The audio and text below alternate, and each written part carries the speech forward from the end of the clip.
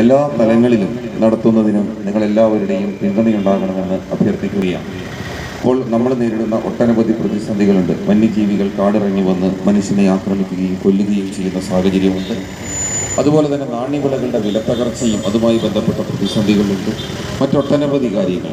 അത് പാർലമെന്റിനകത്തും പുറത്തും MP എന്ന പദവി അതൊരു അലങ്കാര പദവിയല്ലല്ലോ. അതൊരു ഉത്തരവാദിത്വവും അതിനപ്പുറത്ത് അതൊരു ഭരണഘടനാ പദവിയും അധികാരവുമാണ്. ആ പദവിയുടെ എല്ലാ സാധ്യതകളെയും ഉപയോഗിച്ചുള്ള ഇടപെടലുകൾ നടത്താൻ നിങ്ങൾ അനുവദിക്കണം.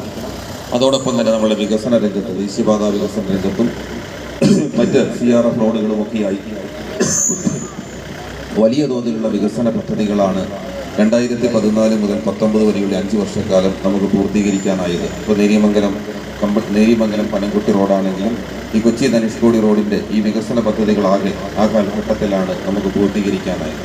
2018 തുടങ്ങി വെച്ച രണ്ടാം ഘട്ട വികസന പദ്ധതികൾ ഇപ്പോൾ ആരംഭിക്കുമ്പോൾ അതിൻ്റെ കൃത്യതയോടുകൂടി പരാതികളില്ലാതെ അപാകതകളില്ലാതെ അത് നടത്തേണ്ടതുണ്ട്.